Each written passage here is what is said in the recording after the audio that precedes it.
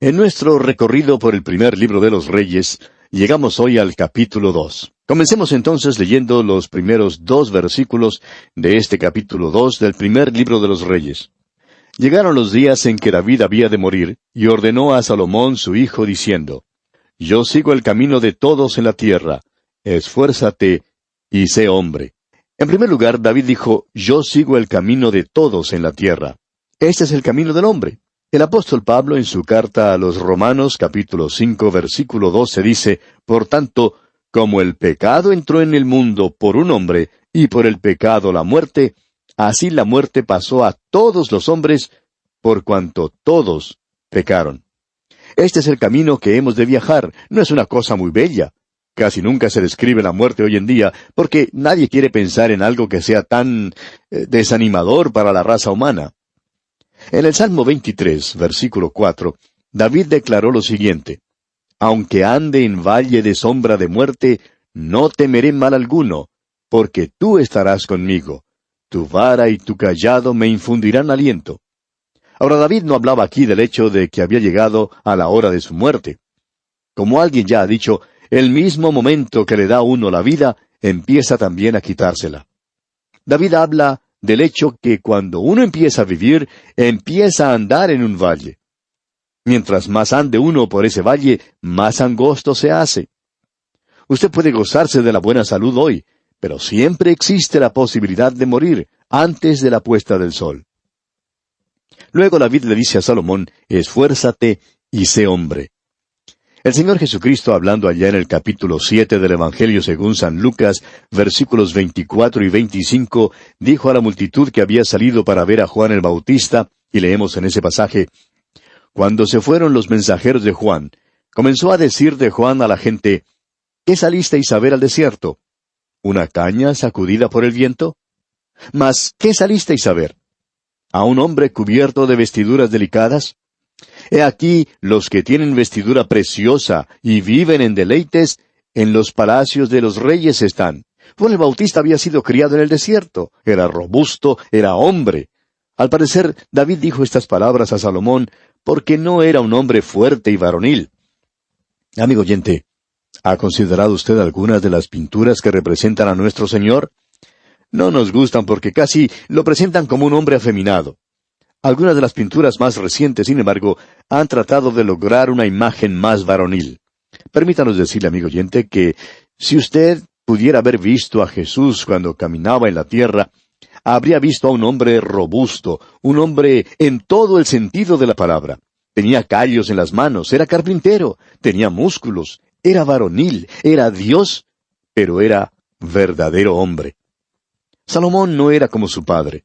David sí era un hombre. Salomón no era tan varonil.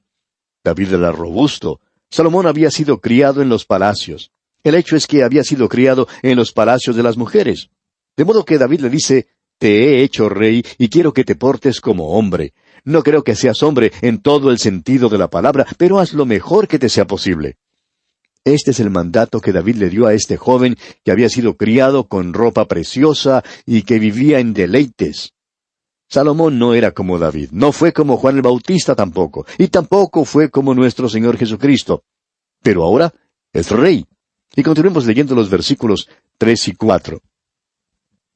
Guarda los preceptos de Jehová tu Dios, andando en sus caminos y observando sus estatutos y mandamientos, sus decretos y sus testimonios, de la manera que está escrito en la ley de Moisés, para que prosperes en todo lo que hagas y en todo aquello que emprendas. Para que confirme Jehová la palabra que me habló, diciendo, si tus hijos guardaren mi camino, andando delante de mí con verdad, de todo su corazón y de toda su alma, jamás, dice, faltará a ti varón en el trono de Israel. David urge a Salomón a que se mantenga cerca al Señor y a la palabra de Dios. Su consejo al joven es muy importante. Ahora, pero creemos que lo que David le dejó le permitió a Salomón llegar a ser uno de los más grandes reyes de la tierra. Primero, transfirió la dirección de la nación, de la casa de Saúl y la tribu de Benjamín, a Judá, y estableció la casa real de David. Ahora, esto es de suma importancia, como usted bien podrá ver cuando lleguemos al Nuevo Testamento. El Evangelio de Mateo principia con una declaración muy importante. Dice allá en el capítulo 1, versículo 1 de este Evangelio, libro de la genealogía de Jesucristo. Fíjese usted, hijo de David, hijo de Abraham.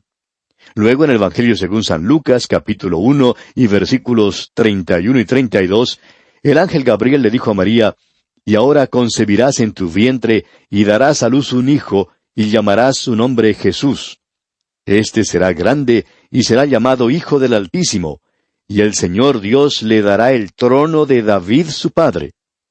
En segundo lugar, David estableció a Jerusalén como la ciudad santa y como el centro de la religión y capital nacional para los judíos. Jerusalén era la ciudad favorita de David. Salomón embelleció la ciudad edificando el templo y la hizo el centro religioso de Israel. Sin embargo, debemos notar que fue David quien hizo los preparativos para el templo. Bien, en tercer lugar, David, prácticamente hablando, extirpó la idolatría e hizo que la adoración a Jehová fuese universal en la tierra de Israel. En cuarto lugar, conquistó a muchas naciones las cuales rindieron tributo a Israel y a su rey. Extendió los límites de Israel más allá de lo que jamás se hubiera extendido antes o después. No fue Salomón quien lo hizo. Hubo paz durante el reinado de Salomón, pero hubo guerra durante el reinado de David. Bueno, en quinto lugar, aunque David fue un monarca oriental con una arena algo grande, los matrimonios extranjeros de David fueron mayormente políticos y relativamente libres de la corrupción religiosa y moral. Pero Dios no aprobó que David tuviera tantas esposas. Fue debido a ellas que se halló en apuros todo el tiempo. Los muchos hijos que le fueron nacidos por estas mujeres causaron un alboroto constante dentro del palacio. Es verdad que cometió un pecado terrible, pero eso fue antes de su matrimonio con Betsabé. No hubo ni un solo escándalo después de eso. Ahora, en sexto lugar, David era poeta y músico, alguien que se había ganado el cariño del pueblo como el dulce cantor de Israel. En séptimo lugar, David planeó el templo, el cual debía exaltar la vida religiosa de la nación y la adoración de Jehová, aunque no le fue permitido edificar la casa de Dios. En octavo lugar, aun cuando había alguna rivalidad entre las 10 tribus del norte y Judá, y siempre la hubo después de la muerte de Saúl y de su hijo Jonatán, David nunca tuvo ninguna dificultad seria al unir a todas las tribus bajo su gobierno y en torno de la capital nacional de Jerusalén. Y en noveno lugar, a la hora de la muerte de David, la nación no era inferior a ninguna otra en poder ni en valentía militar, y el pueblo se gozó de una larga medida de paz y libertad, al vivir seguro cada hombre debajo de su parra y debajo de su higuera. La paz que Salomón disfrutó durante su reinado fue una paz que había sido conquistada por David durante su reino. Aunque a Salomón también hay que atribuirle el logro parcial de la paz durante su reinado, heredó muchísima de esta paz de su padre. Continuemos ahora con los versículos 8 y 9 de este capítulo 2 del primer libro de los Reyes. También tienes contigo a Simei, hijo de Gera, hijo de Benjamín, de Baurim, el cual me maldijo con una maldición fuerte el día que yo iba a Mahanaim. Mas él mismo descendió a recibirme al Jordán, y yo le juré por Jehová diciendo, yo no te mataré a espada. Pero ahora no lo absolverás, pues hombre sabio eres, y sabes cómo debes hacer con él, y harás descender sus canas con sangre al Seol. David revela aquí lo que parece ser un espíritu vengativo, pero en realidad no es así. Simei comprobó muchas veces que era traidor. Pero siendo que David había hecho un juramento de no tocarlo, Simei todavía vivía. David era un hombre de palabra. Sin embargo, ahora le aconseja a Salomón que lo vigile, y si revela alguna clase de traición, Salomón deberá tratarlo de conformidad. Y a propósito, la hora llegó cuando Salomón tuvo que tomar medidas extremas en cuanto a Simei. Pero solamente después que Simei desobedeció y reveló que en verdad era un traidor. Veamos ahora la muerte de David. Leamos los versículos 10 al 12. Y durmió David con sus padres, y fue sepultado en su ciudad. Los días que reinó David sobre Israel fueron 40 años. 7 años reinó en Hebrón, y 33 años reinó en Jerusalén. Y se sentó Salomón en el trono de David su padre, y su reino fue firme en gran manera. La muerte de David introduce una nota triste al registro sagrado. Había sido un gran hombre de Dios. Ahora ha hecho lo que todos los hombres hacen al fin. Ha muerto. ¿Recuerda usted el primer hijo de David y Betsabé? Murió cuando tenía unos pocos días. Y David dijo en cuanto a él, yo voy a él, mas él no volverá a mí. Y ahora David ha partido para estar con su hijito. Salomón, ahora que su padre ha muerto, llega al trono. Y veremos que él también se verá en apuros. En cualquier cambio de dinastía o soberano, siempre hay un tiempo de tumultos y grandes cambios. Continuemos leyendo los versículos 13 y 14 de este capítulo 2 del primer libro de los Reyes. Entonces Adonías, hijo de Agit, vino a Betsabé, madre de Salomón, y ella le dijo, ¿es tu venida de paz? Él respondió, sí, de paz. Enseguida dijo, una palabra tengo que decirte. Y ella dijo, di. Aunque Salomón ahora está en el trono, Adonías todavía no ha perdido la esperanza de ser rey. Y vemos que ahora se acerca a Betsabé, la madre de Salomón, todavía guardando este pensamiento. Ella no tiene mucha confianza en él y le pregunta por su misión. Y él le dice que es una misión de paz. Ella entonces le dice a Adonías que bien, va a escuchar lo que tiene que decir. Y él dijo aquí en los versículos 15 al 21, él dijo, tú sabes que el reino era mío, y que todo Israel había puesto en mí su rostro para que yo reinara. Mas el reino fue traspasado, y vino a ser de mi hermano, porque por Jehová era suyo. Ahora yo te hago una petición, no me la niegues. Y ella le dijo, habla. Él entonces dijo, yo te ruego que hables al rey Salomón, porque él no te lo negará, para que me dé a Abisag, sunamita, por mujer. Y Betsabé dijo, bien, yo hablaré por ti al rey. Vino Betsabé al rey Salomón para hablarle por Adonías. Y el rey se levantó a recibirla y se inclinó ante ella, y volvió a sentarse en su trono, e hizo traer una silla para su madre, la cual se sentó a su diestra. Y ella dijo, una pequeña petición pretendo de ti, no me la niegues. Y el rey le dijo, pide, madre mía, que yo no te la negaré. Y ella dijo, dese a Abisag sunamita por mujer a tu hermano Adonías. Ahora Adonías era mayor que Salomón, y se acercó a la madre de Salomón con una petición. Le dijo a Betsabé, tú sabes que el reino era mío y que todo Israel había puesto en mí su rostro para que yo reinara. Ahora esta es una declaración indebida o impertinente que hacerle a la madre del rey, ¿no le parece? Simplemente lo que le decía era que él era más popular que Salomón. Ahora, siendo que el reino le había sido quitado, tenía una petición. Quería tomar a Abisag por esposa. Usted recordará que Abisag era la joven que los siervos de David consiguieron para que abrigara al rey David y durmiera a su lado de manera que David entrara en calor porque estaba ya muy anciano. Pero Adonías sabía que Salomón no se lo negaría a su propia madre. Es por eso que fue a Betsabé en lugar de ir directamente a Salomón. Pero veamos lo que Salomón responde aquí en los versículos 22 y 23 de este capítulo 2 del primer libro de los Reyes. El rey Salomón respondió y dijo a su madre, ¿por qué pides a Abisag sunamita para Adonías? Demanda también para él el reino, porque él es mi hermano mayor, y ya tiene también al sacerdote Abiatar y a Joab, hijo de Sarvia. Y el rey Salomón juró por Jehová, diciendo, así me haga Dios y aún me añada, que contra su vida ha hablado Adonías estas palabras. Lo que Adonías hacía en verdad era dar un paso para tratar de apoderarse del trono. Pidió que Abisag le fuera dada como esposa. Abisag había cuidado a David durante los últimos años de su vida. Ella era considerada como heredera y tendría los derechos al trono. Ahora la mente aguda de Salomón penetró en su complot, y las acciones de Adonías hicieron que Salomón ordenara su ejecución. Leamos ahora los versículos 24 y 25. Ahora pues vive Jehová, quien me ha confirmado y me ha puesto sobre el trono de David mi padre, y quien me ha hecho casa, como me había dicho, que Adonías morirá hoy. Entonces el rey Salomón envió por mano de Benaía, hijo de Joiada, el cual arremetió contra él, y murió. Claro que la muerte de Adonías fue una cosa brutal, pero desde un punto de vista gubernamental, era la manera correcta de actuar. Su muerte eliminaba así un contendor para el trono. Era necesario matarlo para poder establecer en el trono a Salomón. Mientras Adonías viviera, seguiría conspirando contra Salomón en un esfuerzo por quitarle el trono.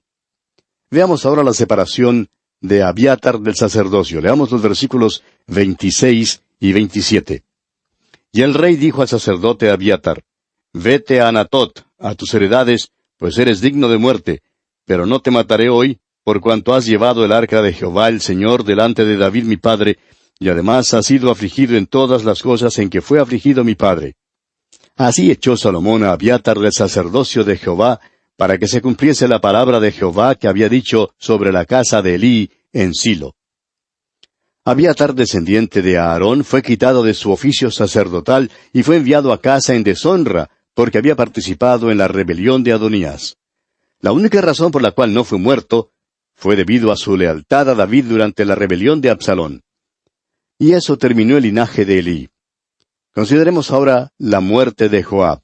Leamos los versículos 28 al 30. Y vino la noticia a Joab, porque también Joab se había adherido a Adonías, si bien no se había adherido a Absalón. Y huyó Joab al tabernáculo de Jehová, y se asió a los cuernos del altar. Y se le hizo saber a Salomón que Joab había huido al tabernáculo de Jehová, y que estaba junto al altar. Entonces envió Salomón a Benaía, hijo de Joiada, diciendo, Ve y arremete contra él. Y entró Benaía al tabernáculo de Jehová y le dijo, El rey ha dicho que salgas. Y él dijo, No, sino que aquí moriré. Y Benaía volvió con esta respuesta al rey diciendo, Así dijo Joab, y así me respondió. Cuando Joab oyó lo que le había pasado a Abiatar y a Adonías, optó por huir. Huyó al tabernáculo del Señor y se asió de los cuernos del altar. Ahora este siempre era un lugar de seguridad. Era como una ciudad de refugio. Salomón escogió a Benaía, hijo de Joiada, para ser el verdugo de Joab. Él salió en busca de Joab y le pidió que saliera fuera del tabernáculo. Ahora Joab rehusó salir diciendo que prefería morir allí mismo, haciéndose de los cuernos del altar. Pero Benaía no quiso matar a Joab dentro del tabernáculo. Por tanto, regresó al rey y le contó lo que Joab había dicho. Y veamos la respuesta de Salomón aquí en los versículos 31 al 34 de este capítulo 2 del primer libro de los Reyes. Y el rey le dijo, Haz como él ha dicho, mátale y entiérrale, y quita de mí y de la casa de mi padre la sangre que Joab ha derramado injustamente. Y Jehová hará volver su sangre sobre su cabeza, porque él ha dado muerte a 2 varones más justos y mejores que él, a los cuales mató a espada, sin que mi padre David supiese nada. A Abner, hijo de Ner, general del ejército de Israel, y a Amasa, hijo de Jeter, general del ejército de Judá. La sangre, pues, de ellos recaerá sobre la cabeza de Joab, y sobre la cabeza de su descendencia para siempre. Mas sobre David y sobre su descendencia, y sobre su casa y sobre su trono, habrá perpetuamente paz de parte de Jehová. Entonces Benaía, hijo de Joiada, subió y arremetió contra él, y lo mató, y fue sepultado en su casa, en el desierto. Ahora Joab había sido un hombre sanguinario. Sus manos eran aún más sanguinarias que las manos del propio David. Por último fue muerto por tomar parte en la rebelión contra Salomón, y Benaía, hijo de Joiada, fue su verdugo. Ahora la muerte de Joab dejaba un vacío en el ejército. Entonces Salomón tuvo que hacer un nombramiento para ocupar el lugar de Joab. Y leemos en el versículo 35 de este capítulo 2 del primer libro de los Reyes, Y el rey puso en su lugar a Benaía, hijo de Joiada, sobre el ejército, y a Sadoc puso el rey por sacerdote en lugar de Abiatar. Veamos ahora la muerte de Simei. Simei era otro traidor. David no le quiso hacer nada porque le había dado palabra de que no alzaría la mano contra él. Pero Salomón ahora lo confina. Leamos el versículo 36. Después envió el rey e hizo venir a Simei y le dijo, Edifícate una casa en Jerusalén y mora ahí, y no salgas de ahí a una parte ni a otra. Salomón quería que Simei estuviera donde él pudiera vigilarle. A donde quiera que había ido Simei había sembrado semilla de rebelión. Y Salomón quería vigilar todas sus acciones. Y continúa Salomón hablándole a Simei y le dice aquí en los versículos 37 y 38, Porque sabe de cierto que el día que salieres y pasares el torrente de Cedrón, sin duda morirás, y tu sangre será sobre tu cabeza. Y Simei dijo al rey, La palabra es buena. Como el rey mi señor ha dicho, así lo hará tu siervo. Y habitó Simei en Jerusalén muchos días. Salomón mandó que Simei construyera una casa en Jerusalén y se quedara dentro de los límites de la ciudad. Le prohibió regresar y vivir entre su propia tribu. Y Simei, por su parte, prometió obedecer los términos de Salomón.